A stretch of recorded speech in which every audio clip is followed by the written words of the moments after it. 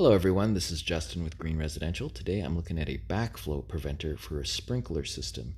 Now this backflow preventer was not winterized properly, so with the recent freeze that we had here in the Houston, Texas area, it busted, and so we need to repair this. This backflow preventer is a 765 Febco, which is a very common one. I don't know if you can see the markings there.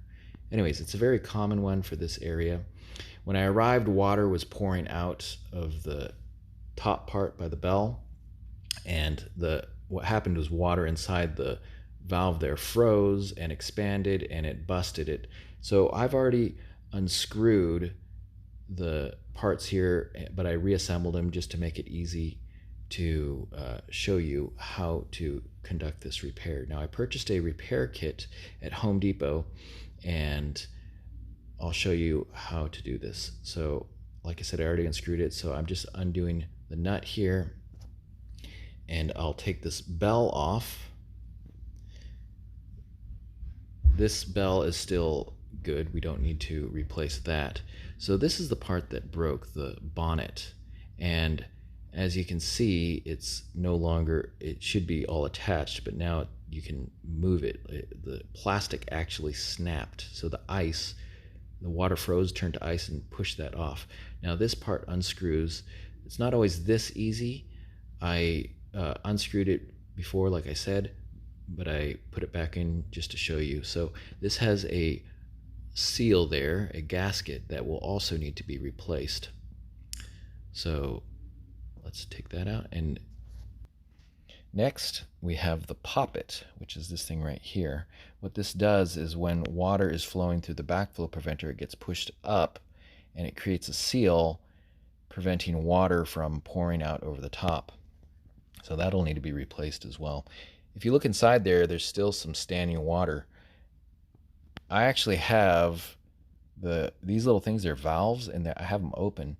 Part of the reason I think there's standing water, so much standing water, is because it's not installed level. It's kind of crooked, this backflow preventer. So here's the kit that I purchased. It comes with lubricant for the new gaskets. It comes with new gaskets, a new bonnet, and a new poppet. It comes with a nut, and I got this at Home Depot. I didn't film it, but I applied the lubricant to both the gaskets. So to install it, it's just basically the reverse of removing the parts. So first we put down the poppet, next we get the bonnet, and if you look on the bonnet, you'll see that I installed the gasket onto the bonnet. I find that's the easiest way to install it without kinking or catching or pinching that gasket. If you pinch it, it's going to leak. You'll know that it leaks as soon as the water's on. It'll start pouring water out. So this will just screw on, and you don't want to over tighten it. Hand tight is good. This is plastic, and if you force it too much, it can break. So next we put the bell on, and we get the new nut that came in the kit, and we install it.